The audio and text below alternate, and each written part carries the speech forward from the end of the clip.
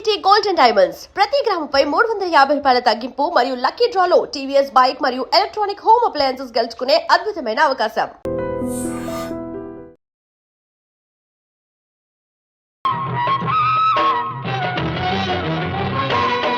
జననానికి మరణానికి క్షణకాలమే.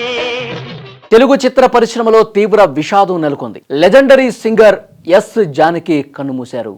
టాలీవుడ్ ఇండస్ట్రీ తీవ్ర విషాదం చోటు చేసుకుంది. లెజెండరీ సింగర్ ఎస్ జానకి చనిపోయినటువంటి విషయం తెలిసి ప్రతి ఒక్కరూ బాధపడ్డారు. కొన్నాళ్లుగా వృద్ధాప్య సమస్యలతో బాధపడుతున్నారు ఆమె. మైసూరు ఆసుపత్రిలో చికిత్స పొందుతూ జానకి తుదిశ్వాస విడిచారు. ఎస్ జానకి ఒక చిన్న పాపలా ఆమె పాడగలదు, అందరికీ తెలుసు. ఎలాంటి సందర్భానైనా సరే తన గళంలో పలికించగలదు. జానకి తన 60 సంవత్సరాల పైన సినీ జీవితంలో తెలుగు, తమిళం, మలయాళం, కన్నడ భాషల్లో దాదాపు 50,000కు పైగా పాటలు పాడారు. వీటిలో మలయాళం, కన్నడ భాషల్లో పాడినవే ఎక్కువగా ఉన్నాయి. ఈమె ఉత్తమ గాయనిగా జాతీయ పురస్కారం 4 సార్లు, వివిధ రాష్ట్రాల నుంచి 31 సార్లు అవార్డులు పొందారు ఆమె. తెలుగు చలనచిత్ర సంగీత చరిత్రలో ప్రత్యేకమైన గుర్తింపు సంపాదించుకున్నారు ఎస్ జానకి. ముఖ్యంగా దక్షిణ భారత సినీ పరిశ్రమలో తన అద్భుతమైనటువంటి స్వరంతో కొన్ని దశాబ్దాల పాటు శ్రోతలను ఓలలాడించిన మహోన్నత గాయనిగా ఆమె పేరు తెచ్చుకున్నారు. సినీ అభిమానులు, సంగీత ప్రియులు ఆమెను గౌరవంగా జానకమ్మ అని పిలుచుకుంటారు. జానకమ్మ 1938 ఏప్రిల్ 23న ఆంధ్రప్రదేశ్లోని గుంటూరు జిల్లా రేపల్లె తాలూకా పల్లపట్ల గ్రామంలో జన్మించారు. ఆమె తండ్రి ఉపాధ్యాయుడు కావడంతో ఉద్యోగరీత్యా కరీంనగర్ జిల్లాలోని సిరిసిల్లలో ఉండేవారు. చిన్నతనం నుంచే సంగీతంపై ఉన్న ఆసక్తితో నాదస్వరం విద్వాంసుడు పైడిస్వామి వద్ద సంగీతంలో ప్రాథమిక శిక్షణ పొందారు. 3వ ఏట నుంచి అనేక కార్యక్రమాల్లో పాల్గొన్నారు ఆమె. 1957లో తమిళ చిత్రం విధియిన్ విలయట్టు ద్వారా ఆమె గాయనిగా ప్రస్థానాన్ని ప్రారంభించారు. ఈ చిత్రానికి టి చలపతిరావు సంగీతం అందించారు. అదే ఏడాది ఎమ్మెల్యే సినిమాలోని నీ నవ్వే నీ జగాన అనే పాటతో తెలుగు ఇండస్ట్రీలోకి అడుగుపెట్టారు. ఆ తర్వాత ఆమె అసలు వెనుదిరిగి చూడలేదు.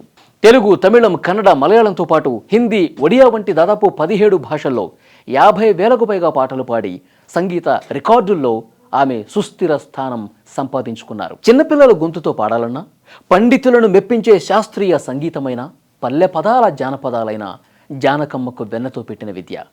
స్వాతి ముత్యం సినిమాలో చిన్నారి పొన్నారి కిట్టయ్య ఈ పాటలో ఆమె పలికించిన పసితనం ఎవరూ మర్చిపోలేరు. పాటలోని భావాన్ని, ఎమోషన్ను పలికించడంలో ఆమె శైలి చాలా ప్రత్యేకం.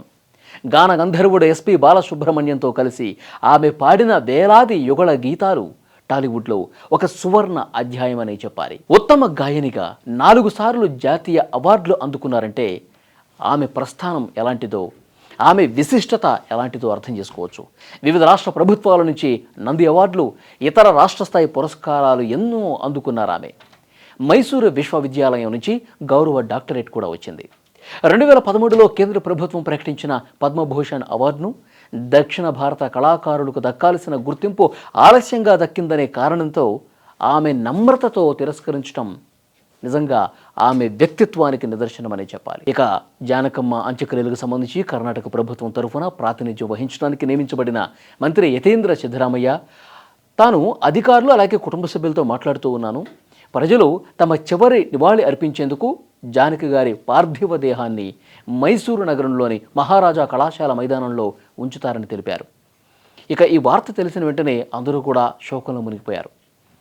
యాక్చువల్గా జానకమ్మ తమ అంత్యక్రియలు మైసూరులోనే జరగాలని గతంలో చెప్పారని, కాబట్టి ఆమె చివరి కోరిక మేరకు ఇక్కడే చేస్తున్నామని కూడా మైసూరులో ఉన్నటువంటి ప్రజాప్రతినిధులు, అధికారులు కూడా చెప్పినటువంటి పరిస్థితి ఉంది.